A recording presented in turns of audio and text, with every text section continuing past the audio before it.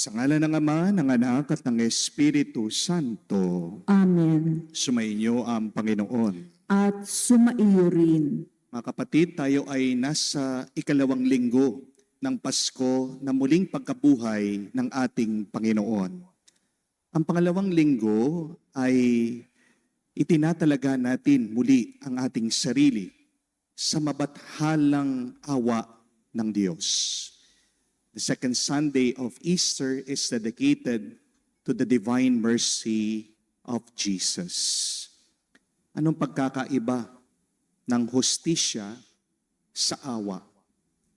Ang hustisya ay binibigay sa iyo ang epekto ng iyong ginawa. Tinatanggap mo ang bunga ng iyong mga pagkakamali. Nakakatanggap ka ng kaparusahan dahil ikaw ay nagkasala. Yan ang hustisya. Pero ang awa ay pinagpapaliban ng Diyos ang parusa niya kahit na ikaw ay nagkamali o kahit na ikaw ay nagkakasala. Ang awa ay ang pagpapatawad ng Diyos sa atin dahil sa kanyang pagmamahal sa atin kahit na tayo ay nagkulang sa Kanya. Mga kapatid, kung tayo ay nakatanggap ng awa, maging maawain din naman sana tayo sa iba. Ang ating mundo ay uhaw, gutom sa awa. Naway ang ating Panginoong muling nabuhay, nagbigay ng kapayapaan, na tayo din ay nakatanggap nito. Tayo naman ngayon ay magdala sa kapayapaan na ito sa ating mga kapwa. Sa mga pagkakataon na kung saan tayo'y nanatili na nakasakit sa iba, kahit na madalas tayo ay kinakaawaan ng Diyos, hilingin natin muli ang kanyang awa at pagpapatawad para kahit nakakaunti lang, makita tayong muling karapat-dapat makatanggap sa mga banal na misteryo. Inaamin ko Sa makapangyarihang Diyos at sa inyo, mga kapatid, na lubha akong nagkasala sa isip, sa salita, sa gawa, at sa aking pagkukulang, kaya isinasamo ko sa mahal na Birheng Maria, sa lahat ng mga anghel at mga banal, at sa inyo, mga kapatid, na ako'y ipanalangin sa Panginoong ating Diyos. kaawaan tayo ng makapangyarihang Diyos, patawarin tayo sa ating mga kasalanan, at patnubayan tayo sa buhay na walang hanggan. Amen.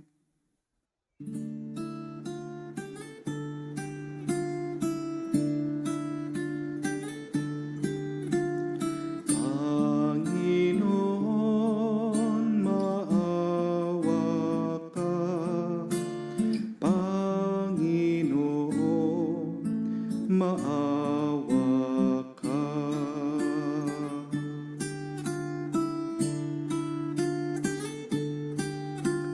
Kristo, maawa ka. Kristo, maawa ka sa amin. Panginoon, maawa ka. Panginoon, maawa ka. Gloria in excelsis Deo.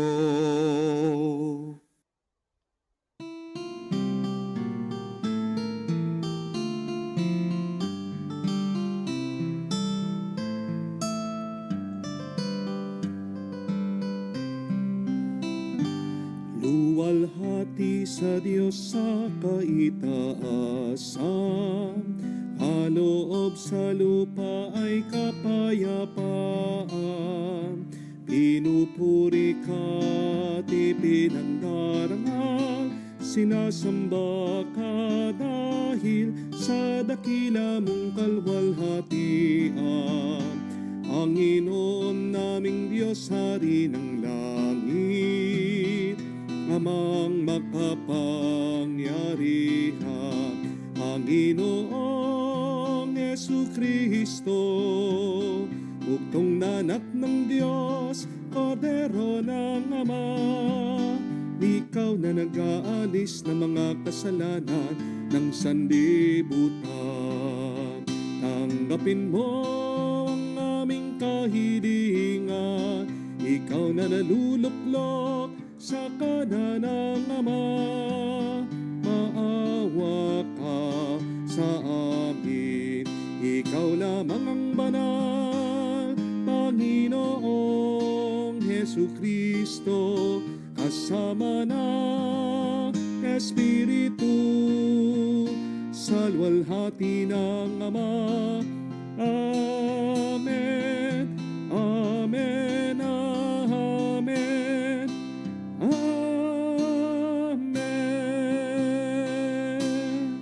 Manalangin tayo. Ama naming makapangyarihan, sa pinagdiriwang naming ito ng Pasko ng pagkabuhay ng anak mo, pinag-alab mo ang pananalig namin sa iyo. Ang kagandang loob mo sa amin ay lalo mo pang pag-ibayuhin upang maisaloob ng mabuti ng lahat ang kadalisayang dulot ng binyag. Ang Espiritong bigay mo sa iyong mga anak ay dugong dumanak upang kami maligtas. Sa pamagitan ni Jesucristo kasama ng Espiritu Santo, magpa sa walang hanggan. Amen. Pagbasa mula sa mga gawa ng mga apostol. Maraming kababalaghang ginawa ang mga apostol na pawang nasaksihan ng mga tao. Nagtitipon-tipon sa portiko ni Solomon ang lahat ng sumasampalataya. Hindi nangahas na makisama sa kanila ang mga di sumasampalataya. Gayunmay, puring-puri sila ng mga tao. Subalit, parami ng parami ang lalaki at babaeng nananalig sa Panginoon. Dinala sa mga lansangan ang mga may sakit at inilagay sa mga papag at mga higaan upang pagdaan ni Pedro ay matamaan ng kanyang anino ang ilan man lamang sa kanila. At dumating din ang maraming taong buhat sa mga bayang kanugnog ng Jerusalem. Dala ang kanilang mga may sakit at mga pinahihirapan ng masasamang espiritu, at silang lahat ay pinagaling. Ang salita ng Diyos. Salamat sa Diyos. Butihing pooy purihin, pag-ibig niya'y walang maliw. Butihing pooy purihin, pag-ibig niya'y walang maliw. Ang taga-Israel, bayaang sabihit kanilang ihayag, ang pag-ibig ng Diyos ay hindi kukupas. Mga saserdote ng Diyos na Panginoon, bayaang magsaysay. Ang pag-ibig ng Diyos, walang katapusan. Lahat ng may takot sa Panginoong Diyos, dapat magpahayag. Ang pag-ibig niya'y hindi magwawakas. Butihing pooy purihin, pag-ibig niya'y walang maliw. Ang batong natakwil ng nangagtatayo ng tirahang bahay. Sa lahat ng batoy, higit na mahusay. Ang lahat ng ito, ang nagpamalas ay ang Panginoong Diyos. Kung iyong mamasdan ay kalugod-lugod, o kahanga-hanga ang araw na itong ang Diyos ang nagbigay, tayo ay magalak, ating ipagdiwang. Putihing pooy purihin, pag-ibig niya'y walang maliw. Kami ay iligtas. Tubusin mo, Poon, kami ay iligtas.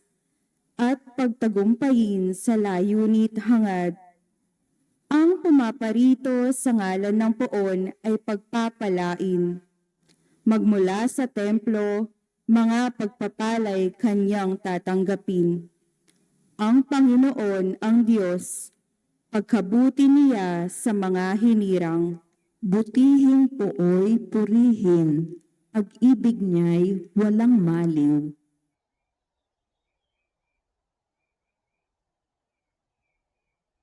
Pagbasa mula sa aklat ng pahayag. Ako'y si Juan, ang inyong kapatid na kasama ninyo sa paghihirap, paghahari at pagtitiis dahil sa pakikipag-isa kay Jesus. Itinapon ako sa pulo ng Patmos sapagkat ipinangaral ko ang salita ng Diyos at ang katotohanang inihayag ni Jesus.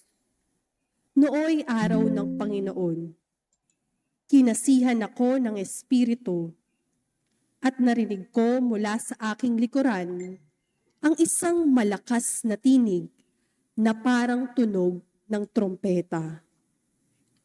Ang sabi, "Isulat mo ang iyong nakikita."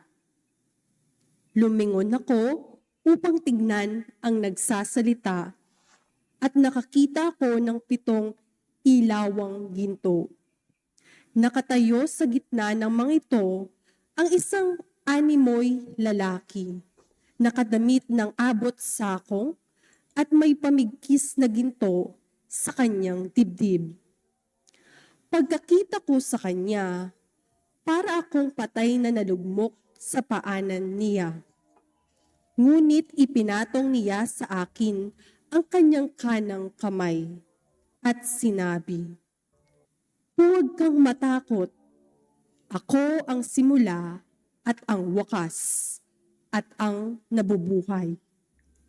Namatay ako, ngunit masdan mo, ako'y buhay ngayon at mananatiling buhay magpakailanman.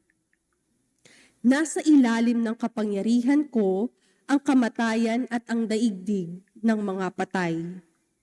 Kaya't isulat mo ang iyong nakikita, ang nangyayari ngayon at ang mangyayari pa." Ang salita ng Diyos. Salamat sa Diyos.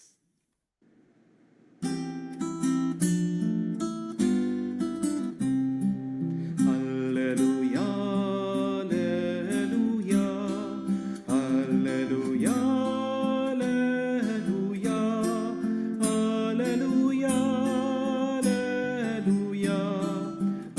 alleluia, alleluia, alleluia, alleluia, alleluia, alleluia, alleluia. Mapalad at maligaya ang sumasampalataya na di nakita ng mata. Alleluia, Alleluia. Sumainyo ang Panginoon. At sumaiyo rin. Ang mabuting balita ng Panginoon ayon kay San Juan. Papuri sa iyo, Panginoon. Kinagabihan ng linggong ding yun, ang mga alagad ay nagkakatipon. Nakapinid ang mga pinto ng bahay ng kanilang pinagtitipunan dahil sa takot nila sa mga Hudyo. Dumating si Jesus at tumayo sa gitna nila. Sumainyo ang kapayapaan. Sabi niya. Pagkasabi nito, pinakita niya ang kanyang mga kamay at ang kanyang tagiliran. Tuwang-tuwa ang mga alagad nang makita ang Panginoon. Sinabi na naman ni Jesus, "Sumainyo ang kapayapaan. Kung paanong sinugo ako ng Ama, gayon din naman, sinusugo ko kayo." Pagkatapos sila'y hininghan niya at sinabi, "Tanggapin niyo ang Espiritu Santo. Ang patawarin ninyo sa kanilang mga kasalanan ay pinapatawad na nga. Ang hindi nyo patawarin ay hindi nga pinatawad. Ngunit si Tomas na tinaguriang kambal, isa sa 12, ay wala roon nang dumating si Jesus. Kaya't sinabi sa kanya ng ibang alagad, "Nakita namin ang Panginoon." Sumagot si Tomas, "Hindi ako maniniwala hanggat di ko nakikita ang butas ng mga pako sa kanya mga kamay at naisuot dito ang aking daliri at hanggat hindi ko naipasok ang aking kamay sa kanyang tagiliran." Makalipas ang 8 araw, muling nagkatipon sa loob ng bahay ang mga alagad, kasama na nila si Tomas. Nakapinid ang mga pinto, ngunit pumasok si Jesus at tumayo sa gitna nila. Sinabi niya, "Sumainyo ang kapayapaan." Saka sinabi niya kay Tomas, "Tignan mo ang aking mga kamay at ilapit dito ang iyong daliri. Ipasok mo ang iyong kamay sa aking tagiliran. Huwag ka nang mag-alinlangan. Maniwala ka." At sumagot si Tomas, "Panginoon ko at Diyos ko." Sinabi sa kanya ni Jesus, "Naniniwala ka na ba sapagkat nakita mo ako? Mapalad ang mga naniniwala kahit na hindi nila ako nakita." Marami pang kababalaghang ginawa si Jesus na nasaksihan ng mga alagad, ngunit hindi natatala sa aklat na ito. Ang mga natatala rito ay sinulat upang sumampalataya kayo na si Jesus ang Mesiyas, ang anak ng Diyos, at sa gayoy magkaroon kayo ng buhay sa pamamagitan niya. Mga kapatid, ang mabuting balita ng ating Panginoon. Pinupuri ka namin, Panginoong Hesu Kristo. Magandang araw po muli sa inyong lahat. Magandang araw po, Father. And a happy Divine Mercy Sunday po sa inyong lahat. Can you greet each other? Happy Divine Mercy Sunday. Meron pong isang napakagandang kwento tungkol po kay Santa Teresa ng Avila. Nung minsan daw po, habang nagdadasal itong santa, bigla-bigla nagpakita ang demonyo sa kanya. Pero ang pagpapakita ng demonyo sa kanya, kakaiba. Bakit? Nagpanggap daw ang dyablo na parang kamuka ng ating Panginoong Jesucristo. Pero hindi naloko ng demonyo itong si Santa Teresa. Ayaw maniwala ng santa dito sa dyablo na siya si Jesus. Kahit na kamukhang-kamukha niya si Kristo. Agad daw pinapaalis itong santa, si Satanas. Pero bago umalis ang demonyo, nagtatanong ito sa madre. Sabi niya, "Aba, ako ang Panginoon, ako si Jesus, ako ang Diyos. Mahina ang pananampalataya mo, bakit hindi ka naniniwala sa akin?" Dito daw po sumagot itong madre, si Santa Teresa. Sabi niya, "Hindi ikaw si Jesus. Dahil wala kang sugat sa iyong kamay at paa. Ang muling nabuhay na si Kristo ay may sugat sa kanyang katawan."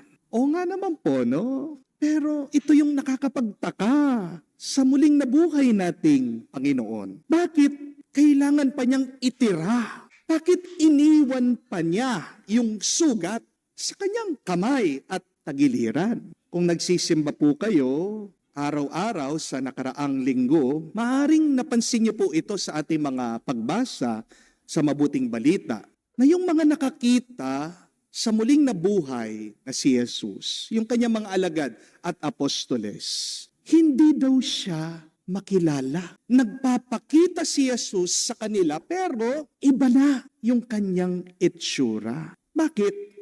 Kasi nagbago na talaga yung kanyang katawan. Ang tawag po dyan ay yung kanyang malwalhating katawan. The resurrected Christ has already a glorified body. Nagbagong anyo na ang katawan ng ating Panginoong Heso Kristo. Hindi nakamuka nung dati.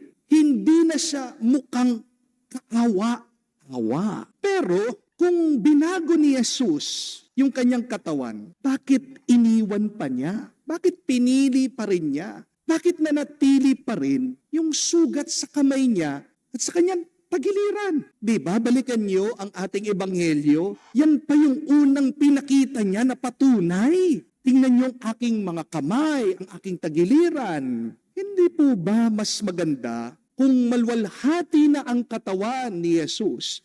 Dapat perpekto na ito. Dapat wala ng sugat, wala ng peklat. Ang malwalhating katawan ni Jesus, dapat wala ng bahid ng nakaraan. Ito dapat ay malusog, malakas, at makapangyarihan. Pero bakit iniwan pa rin ni Jesus ang tanda ng kahinaan, ng sakit, at ng pagdurusa sa kanyang katawan na muling nabuhay? Dalawa pong dahilan ng ating Panginoon. Una, ito po ay dahil kahit na may sugat siya, wala na itong sakit.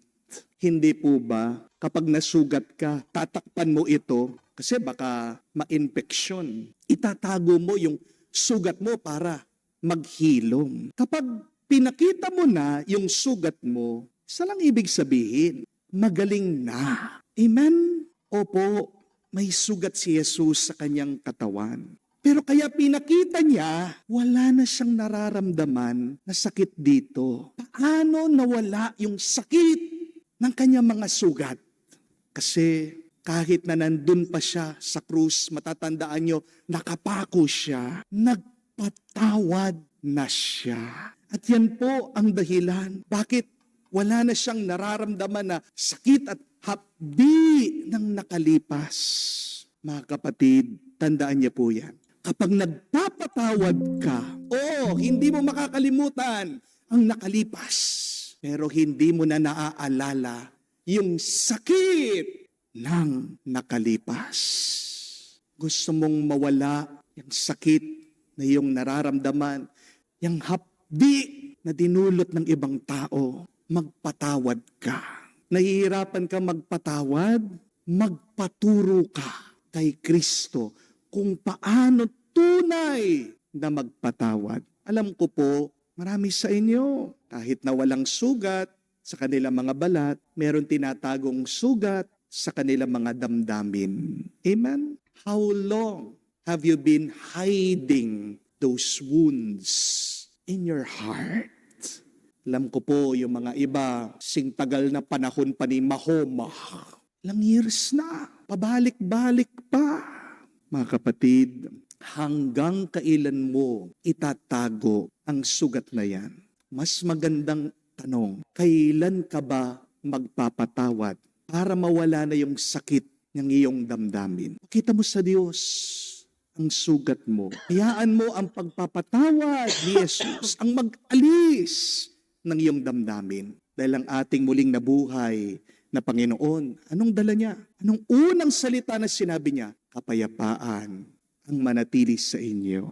Wow! It is only the resurrected Christ that could give us that peace. Hindi mo maaalis, kapatid, yung peklat ng kahapon. Pero sa pamagitan ng pagpapatawad, maaalis mo ang hapdi ng ngayon. Amen? Pero pangalawa, hindi po inalis ni Jesus ang sugat niya sa kanyang katawan. Bakit? Ito ay dahil sa mga sugat na ito, mababanaag mo, makikita mo ang muka ng Diyos. Hindi ko po alam kung napansin niyo ito sa Ebanghelyo, sa Mabuting Balita. Pagkatapos daw po makita ni Santo Tomas yung mga sugat ni Jesus sa kanyang kamay at tagiliran, ano ang sinabi? Anong pinakayag ni Santo Tomas? He said, "My Lord and my God." Panginoon ko at Diyos ko. Understand that, my dear friends. It is only after seeing the wounds of Jesus, St. Thomas proclaimed, my Lord and my God. Di man po binanggit yon nila Maria Magdalena nung nakita nila si Jesus. Kahit po sila San Pedro, di ba? Nakita naman ang ating Panginoon nung sila'y nangingisda. Hindi nila pinahayag na Panginoon ko at Diyos ko pagkatapos silang nakita. Tanging si Santo Tomas lang nung nakita niya, lumapit siya. Ano pong ibig sabihin? Sa pamamagitan ng mga sugat ni Jesus, nakita ni Santo Tomas ang totoong mukha ng Diyos. So, if you want to see the face of God, look at the wounds of Christ. Marami po sa atin ayaw na mga sugat. Hindi po ba? Lalong-lalo na ang mga kababaihan sa inyo. Gusto ng flawless skin. Nakaka-turn off po para sa mga ibang lalaki na ang mga babae may sugat, may peklat. Pero kung pagninilayan niyo po, napakaganda ng mga sugat.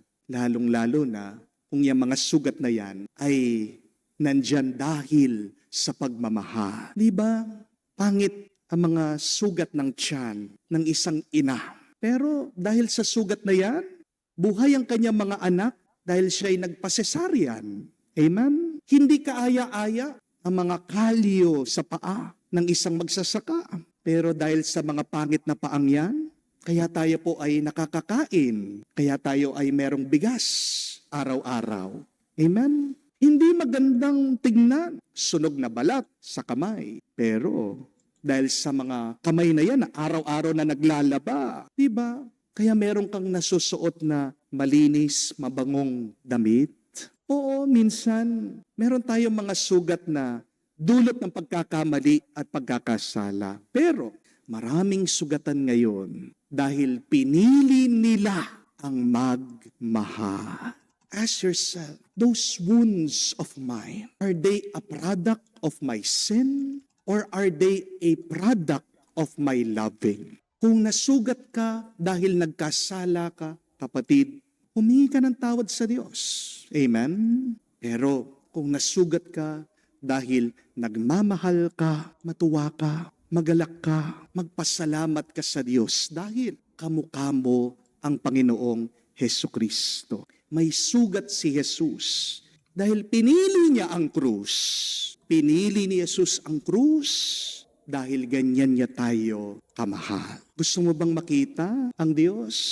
Tingnan mo, lumapit ka sa mga sugat ni Kristo. Nasaan ang Diyos ngayon? Bukod po sa Eucharistia, sa banal na misa, tandaan niyo po kapatid, buhay na buhay ang Diyos sa mga taong nagmamahal. Sino mga taong nagmamahal? Sila yung mga sugatan, sila yung mga nahihirapan, sila yung nabibigatan, pero hindi sila tumitigil na umibig. Hindi sila tumitigil na magsakripisyo. Kaya kapatid, kung hirap ka na, pero nagsusumika ka, nagpapatuloy kang magmahal. Huwag kang mag-alala. Buhay ang Diyos sa'yo. Amen? Hindi ko po makalimutan itong aking karanasan sa aking tatay. Nung maliit po akong bata, nasugat ko po yung mga paa niya. Nag-New Year po kasi noon, nagpuputukan na sa labas. Naisip ko po na para mapanood ko yung magandang fireworks, meron akong paboritong upuan na maliit, gawa po sa bakal. Kaya inilabas ko po yung upuan na yon. Gagamitin ko po sa kalsada para makapanood po ako ng putukan. Pero sa aking pagmamadali, tumatakbo po ako. Kasalubong ko po yung aking ama, papasok naman siya sa bahay. Dala-dala po niya yung mga barbecue na niluto niya. Dahil ako po'y tumatakbo, hindi ko siya napansin, nabangga ko po ang tatay ko. Sa aking pagkabangga, nabitawan ko po yung mabigat na upuan na gawa sa bakal. Bumagsak po mismo. Doon po sa paa niya. Yung paa nung bakal na upuan, dumiretso doon sa paa ng aking ama. Sumigaw po si tatay. At hindi ko po makalimutan ito kasi iyak na po ako ng iyak. Sabi ni tatay sa akin, bakit ikaw yung umiiyak? Ako yung nasugatan. Di ba dapat ako yung umiyak? Pero sa totoo lang po, kaya umiiyak ako nun, umiyak ako para sa kanya. Tumulo ang luha ko dahil nakita ko mukha niya, walang luha na tumulo mula sa kanya mga mata. Umiyak po ako kasi naawa ako sa kanya. Kasalanan ko kaya nasaktan ko siya. Pero hindi ko po makalimutan yun dahil kahit na nasugat ko siya, hindi niya ako pinalo, hindi niya ako pinarusahan. Hindi po totoo yung kasabihan, hurt people. May katotohanan din po that some hurt people are merciful people. Amen? Tingnan niyo po ang ating Panginoon. Nasugat natin siya, nasaktan natin siya, pinako natin siya sa krus. Pero nung muli siyang nabuhay, bumalik siya sa kanya mga alagad na nagtaksil sa kanya, iniwanan siya.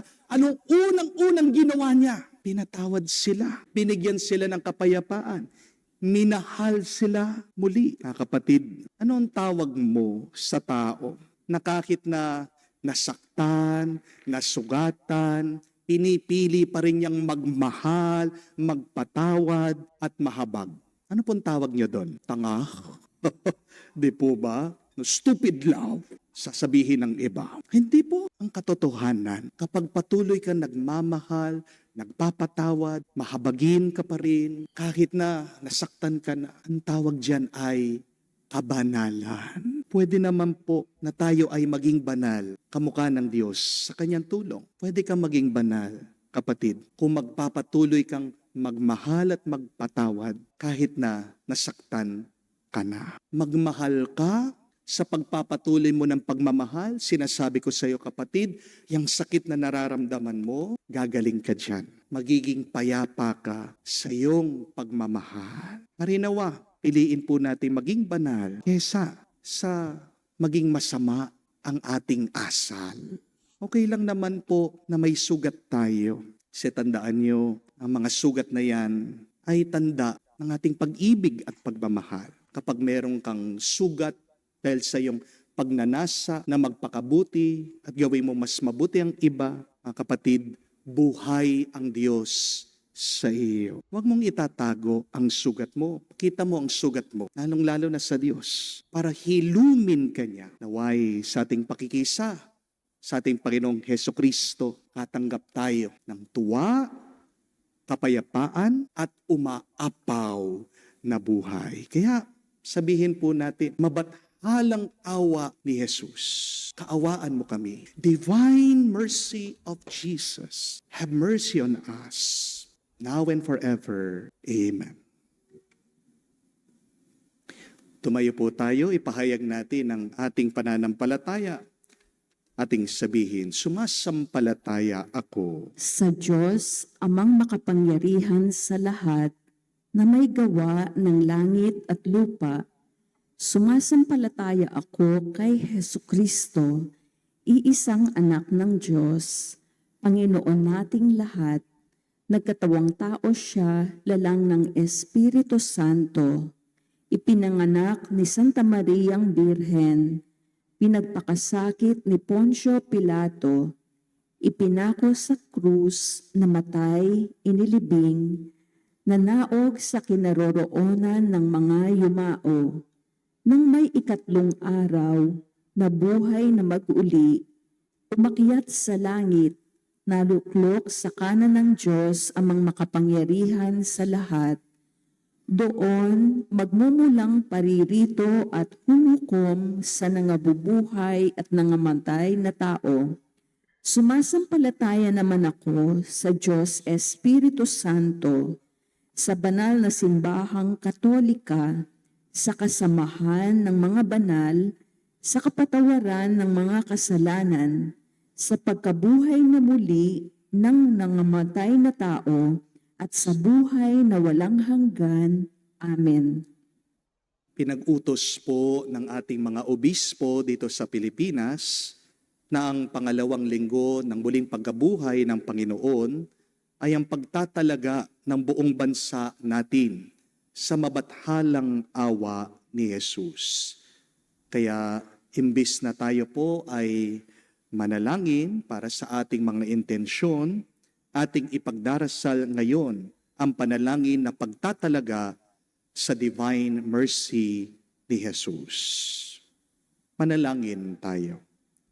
Kabanal-banalang maawaing Jesus, ikaw ang muka ng awa ng Ama. Mula sa awa ay tinawag mo kami na maging maawain tulad ng Ama. Ang misyong pinagkatiwala mo sa amin, sa ganap na pagtitiwala at pananalig sa iyong walang hanggang karagatang ng pag-ibig. Tinatalaga namin ang aming sarili sa iyo at inilalagak ang aming sarili sa ilalim ng pag-iingat ng iyong mawaing pagkalinga. Pinagkakaisa namin ang aming sarili sa iyong ganap na pag-aalay, kaisa ng Espiritu Santo patungo sa Ama upang kami ay ganap na mapanibago sa iyong awa. Maawa ka sa amin dahil sa digmaan ng mga bansa at sa mga pananakot na gumugulo sa bawat isa sa amin.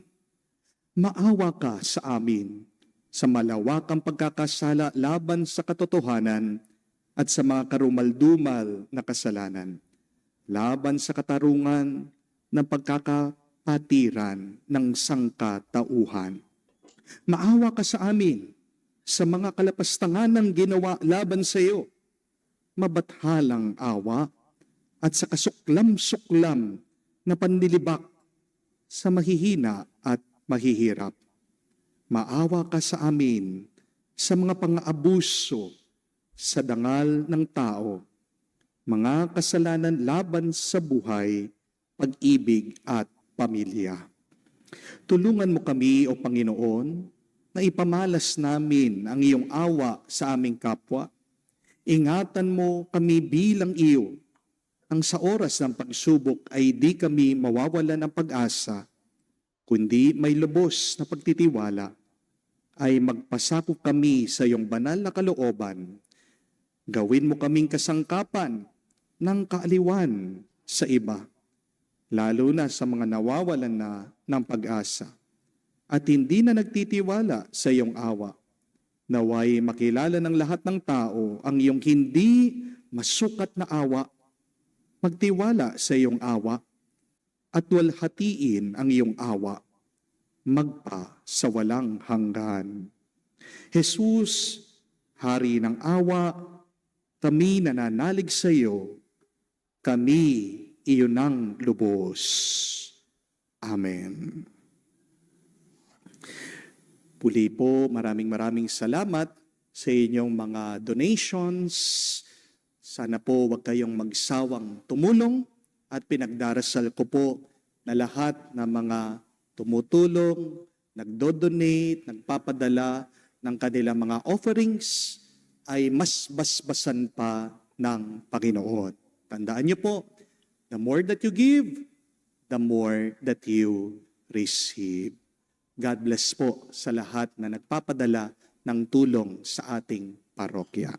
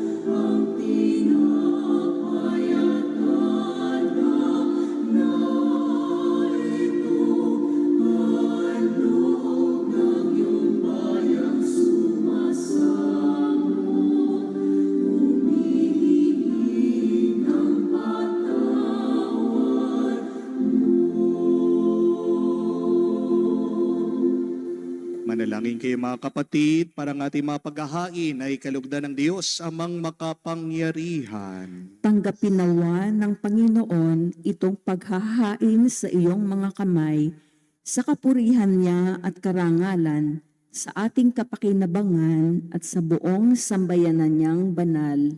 Ama naming lumikha, tunghayan mo ang mga alay ng iyong sambayanan upang ang iyong binigyan ng bagong buhay sa pagsasampalataya sa iyong ngalan at pagkadalisay nung sila'y bininyagan ay makapakinabang sa ligayang walang katapusan sa pamagitan ni Jesucristo kasama ng Espiritu Santo magpa sa walang hanggan. Amen. Sumainyo ang Panginoon. At sumaiyo rin, Itaas sa Diyos sa inyong mga puso at diwa. itinaas na namin sa Panginoon.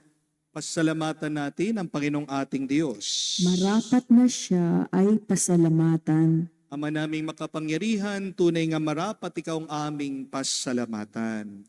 Ngayon pinagdiriwang ang paghahain ng Mesiyas, ang maamong tupa na tumubos sa aming lahat.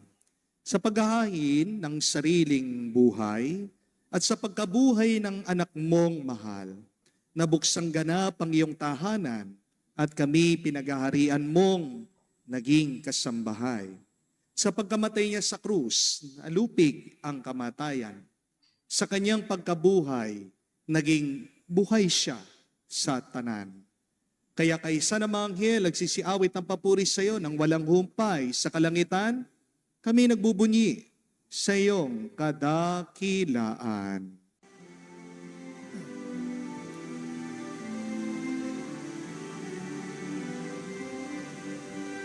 Santo, Santo, Santo, Panginoong Diyos ng mga hukbo, napupuno ang langit at lupa na kadakilaan mo. Hosana, Hosana, sa kaitaasan, pinagpala ang naparito sa ngalan ng Panginoon. Hosana, Hosana, sa kaitaasan. Hosana, Hosana, sa kaitaasan. Ama naming banal, ikaw ang bukal ng tanang kabanalan, kaya't sa pamagitan ng iyong Espiritu, gawin mong banal ang mga kaloob na ito, upang para sa amin, maging katawan at dugo ng aming Panginoong Jesucristo. Bago niya pinagtiis ang kusang loob na maging handog, hinawakan niyang tinapay, pinasalamatan kanya, pinaghati-hati niya iyon, inabot sa kanyang malagad at sinabi, "Tanggapin ninyong lahat ito at kanin. Ito ang aking katawan na ihahandog para sa inyo."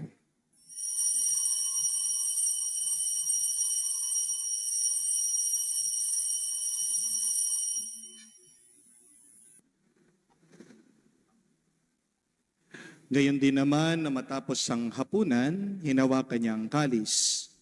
Muli kanyang pinasalamatan, inabot niya ang kalis sa kanyang mga alagad at sinabi, "Tanggapin ninyong lahat ito at inumin. Itong kalis ng aking dugo, ng bago at walang hanggan tipan. Ang aking dugo na ibubuhos para sa inyo at para sa lahat, sa ipagpapatawad ng mga kasalanan.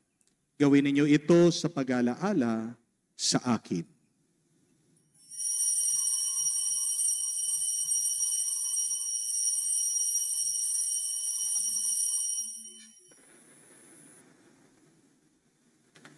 Ang misteryo ng pananampalataya.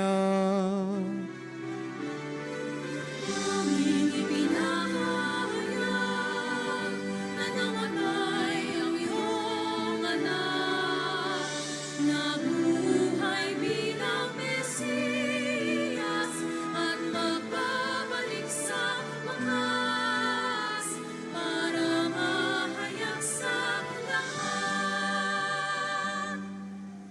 Ang mga ginagawa namin ngayon ang pag-alaala sa pagkamatay, muling pagkabuhay ng iyong anak. Kaya tinialay namin sa iyong tinapay nagbibigay buhay at ang kalis na nagkakaloob ng kaligtasan. Kami nagpapasalamat dahil kami yung minarapat na tumayo sa harap mo para maglingkod sa iyo. Sinasamo namin kami magsalo-salo sa katawan at dugo ni Kristo ay mabuklod sa pagkakaisa sa pamamagitan ng Espiritu Santo. Amalingapin mong iyong simbahan, laganap sa buong daigdig. Puspusin mo kami sa pag-ibig. Kaisa ni Florentino, aming arsobispo, at ng tanang kaparian. Alalahanin mo rin si Francesco, aming Santo Papa, tinawag mo na mula sa daigdig na ito. Nung siya'y bininyagan, siya'y nakaisa ni Kristo sa pagkamatay. Ngayon siya'y pumanaw, naway makaisa siya ni Kristo sa pagkabuhay. Alalahanin mo rin ang aming mga kapatid na nahimlay. May pag-asang sila'y muling mabubuhay. Ngayon din naman lahat ng mga pumanaw. Kaawaan mo't sila't patuloyin sa iyong kaliwanagan. Kaawaan mo't pagindapatin kaming lahat na makasalo sa iyong buhay na walang wakas. Kaisa na mahal na Birhen Maria, Ina ng Diyos. Kaisa ni San Jose ang kanyang malwalhating esposo. Kaisa ng mga apostol, lahat ng mga banal na namuhay dito sa daigdig na kalugod-lugod sa iyo. May pagdiwang nawa namin ang pagpupuri sa ikararangal mo sa pamagitan ng iyong anak, aming Panginoong Hesu Kristo. Sa pamamagitan ni Kristo, kasama niya at sa Kaniya, ang lahat ng parangal at papuri ay sa iyo, Diyos Ama, makapangyarihan, kasama ng Espiritu Santo, magpasawalang hanggan. Amen. Amen.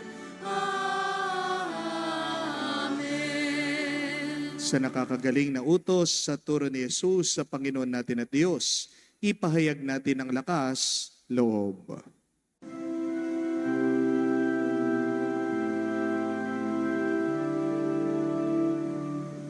Ama namin, sumasalangit ka, sambahin ang ngalan mo, mapasa amin ang kaharian mo, sundin ang loob mo dito sa lupa para nang sa langit.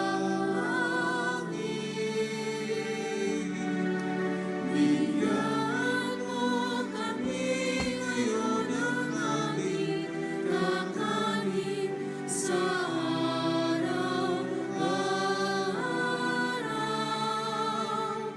Pagpatawarin mo kami sa aming mga sala para nang magpapatawad namin sa nagkakasala sa amin. At huwag mo kaming ipahintulot sa tukso, at iadya mo kami sa lahat ng masama. Hinihiling namin kami, Adya, sa lahat na masama, pagkalooban ng kapayapaan na araw-araw, iligtas sa kasalanan, ilayo sa lahat ng kapahamakan, samantalang aming pinanabikan ang dakilang araw ng pagpapahayag ng tagapagligtas naming si Hesu Kristo. Sapagkat iyo ang kaharian at ang kapangyarihan at ang kapurihan magpakailanman. Amen. Panginoong Yesu Kristo, sinabi mo sa mga apostol, kapayapaan ang iniwang ko sa inyo, ang aking kapayapaan, binibigay ko sa inyo. Tungayan mo ang aming pananampalataya, huwag ang aming pagkakasala. Pagkalooban mo kami ng kapayapaan at pagkakaisa, ayon sa iyong kalooban. Kasama ng Espiritu Santo, magpa sa walang hanggan. Amen. Kapayapaan ng Panginoon ay laging sumainyo. At sumaiyo rin. Magbigayan po tayo ng kapayapaan sa bawat isa. Isuyo niyo po, kapayapaan po sa inyong lahat.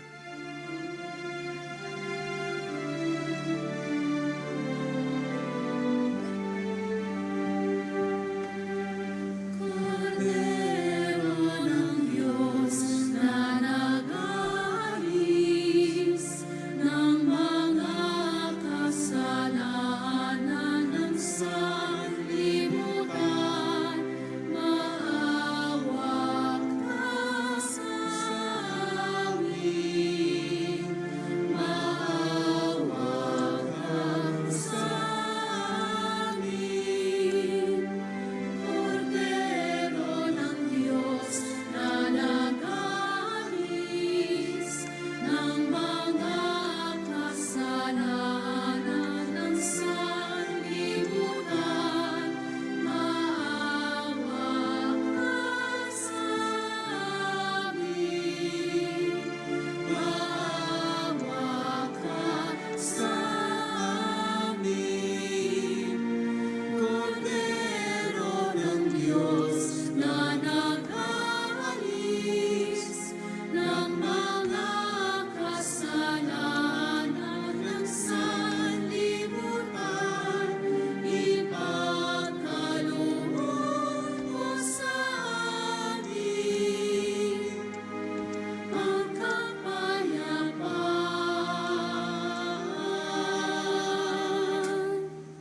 Mga kapatid, naririto ang ating Panginoong Yesukristo, ang Kordero ng Diyos. Siya nag-aalis sa mga kasalanan ng sanlibutan. Mapalad tayong lumalapit sa piging ng Kordero. Panginoon, hindi ako karapat-dapat na magpatuloy sa iyo, ngunit sa isang salita mo lamang ay gagaling na ako.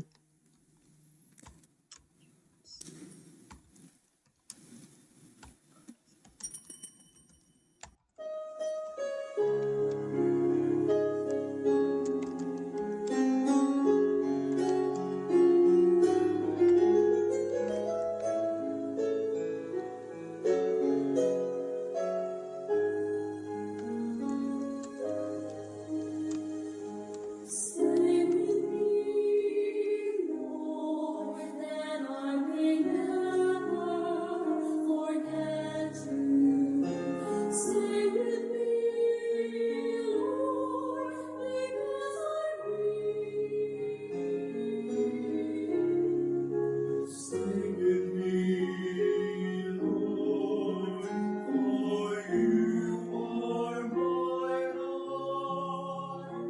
Stay with me, Lord, for you are my life. Oh, I need you, Lord Jesus, in this night of exile. Stay with me, Lord Jesus, in the breaking of the breath of darkness, disperses all darkness. The force that sustains me, the unique joy of my heart.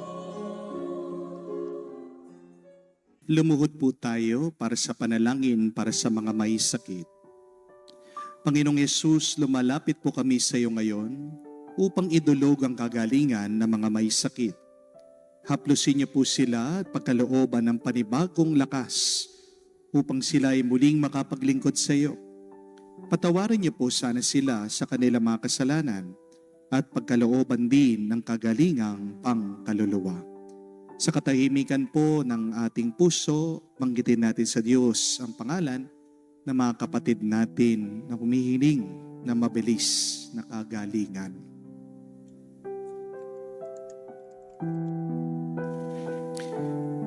Hinihiling namin ito sa ngalan ni Kristo, aming Panginoon. Amen. Panalangin para sa mga OFW. Ama, pinapanalangin namin sa iyo natatanging kahilingan ng lahat ng mga nagtatrabaho sa ibang bansa. Tulungan mo sila bawat sandali ng kanilang buhay habang nasa ibang bansa. Palakasin mo sila kapag pinanghihinaan sila ng kalooban. Pagalingin mo sila tuwing nagkakasakit. Aliwin mo sila kapag nalulungkot sila. Ilayo mo sila sa anumang masama at kapahamakan upang magpatuloy sila lagi sa kanilang buhay. Mapahalagan nawa ng kanilang mga pamilya ang bawat sakripisyo nila sa ibang bansa upang huwag masayang ang kanilang pagpapagal. Kaawaan at pagkalooban mo ng biyaya ang lahat ng mga OFW dahil sa iyo lamang aasa at wala nang iba pa. Ang lahat ng ito ay aming sama-samang panalangin sa ngalan ni Jesus. Amen. Banal na muka ni Jesus. Kaawaan mo kami. Manalangin tayo. Ama naming mapagmahal, ipagkaloob mo ang aming pakikinabang sa banal na piging ng Pasko ng pagkabuhay. Ay patuloy na umiral sa aming kalooban sa pamagitan ni Jesucristo kasama ng Espiritu Santo, magpa sa walang hanggan. Amen. Bakit ba pag umiibig tayo at nagmamahal, nasasaktan tayo? Why does it hurt us when we love? Maybe because, my dear friends, you are looking at your pain and not at your loved one. Pag talagang tinitignan mo, yung sugat mo, yung sakit mo, lalong lalala yan. Di po ba? Pag kinakati mo yung peklat mo, hindi maghihilom yan. Pero, tignan mo, bigyan mo ng pansin, bumalik ka doon sa dahilan, bakit ginagawa mo ang mga bagay na ginagawa? Masugat ka man, masaktan ka man, mapagod ka man, magpapatuloy ka. Kasi malinaw sa iyo ang dahilan.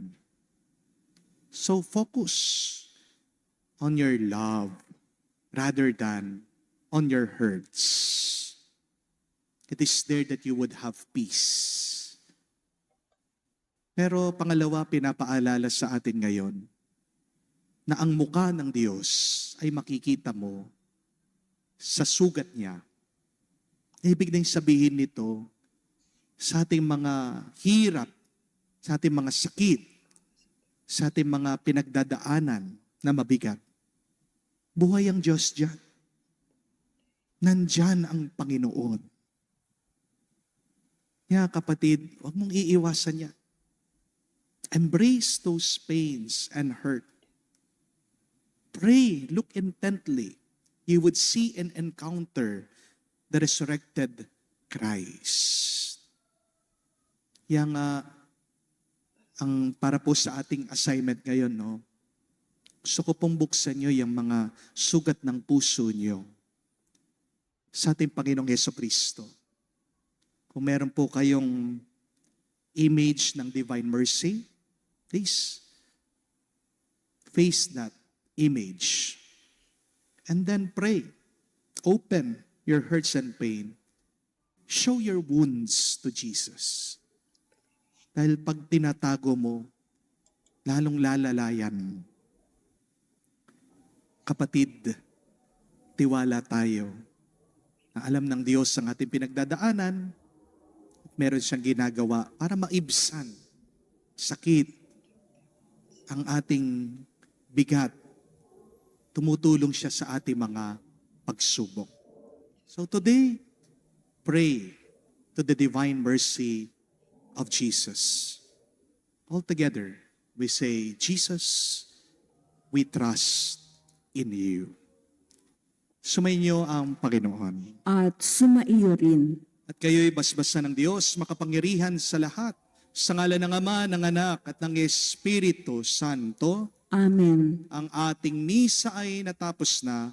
Humayo kayo sa kapayapaan ni Kristo. Alleluia! Alleluia. Salamat sa Diyos. Alleluia. Alleluia.